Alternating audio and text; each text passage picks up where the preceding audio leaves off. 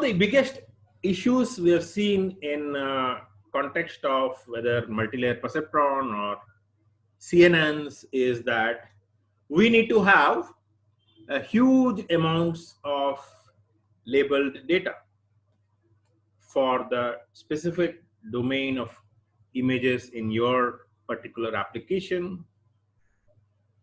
And it is, again, in the backdrop of the ILB SRC challenge, I would like to commend the professors and practitioners and students in this domain who contributed to this challenge by putting a lot of effort into labeling thousands of such real-life images into real entities so that the ground data can be made available for large-scale, what we call as exploitation by the developers of systems around CNNs or deep neural networks to handle image classification tasks.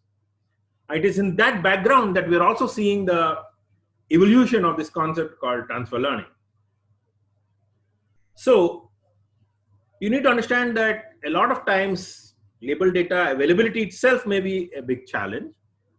And at the same time, the effort also, if you require even to take a nab at doing it over thousands of images in your domain, the calibration effort is quite expensive because you have to pay to the labelers hefty amounts for their effort.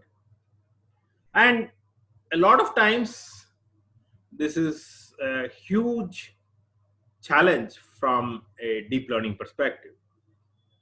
So the learning process as a result becomes very time-taking with, as you must have seen in the earlier parts of my course and even in the previous machine learning course, you must have heard that a major part of the effort in all these machine learning, deep learning courses goes into the preparation of the data, calibration of the data, labeling of the data, cleaning of the data, etc. So it's a challenge when we talk about when you have very few labeled data, how do you, optimize the process? How do you speed up learning? So it is in that context that the concepts from other areas in, software was brought in here. So, when we do software development, and I know many of you may be very, very conscious at developing large software, but in many times you will not actually go and develop every equation or every library yourself. Like say, for example, you're developing some, let us say, optimization library in machine learning or optimization library in MATLAB. You don't go and write the entire routine yourself. You go and take the library implementation of some OR technique which is present there and call it. So the notion of predefined libraries for large useful functions and reuse of such available libraries is a very common notion in software. So software reuse is a fairly common application technique in software. So the people in the domain of deep learning, especially the people who are trying to challenge the ImageNet challenge with improving the state of the accuracy, they said, why should we always have to develop ground up? Why should everyone who wants to develop a program have to develop a ground up model by labeling the entire data, cleaning the entire data, training the architecture on the entire data, etc. Instead, can we borrow from software reuse and extract knowledge which is learned from related domains in terms of libraries, and can we use that to help learning in our context where we have very few labeled data, or where can we use it to speed up learning in our own domain instead of having to do everything greenfield.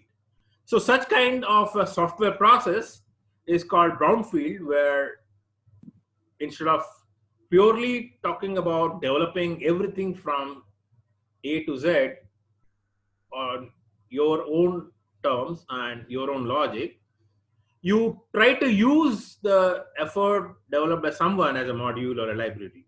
And it is this type of approach that is what transfer learning offers.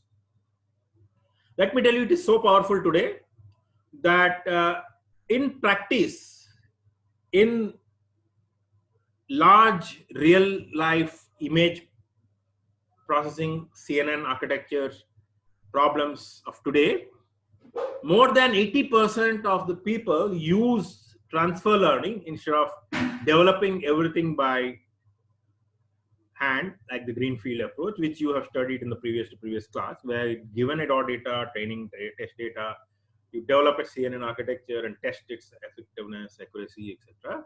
Instead of doing that, we use transfer learning. So you can think about what I'm hinting at. Transfer learning is equivalent to reuse. There's somebody who has done some effort in related domain will try to reuse.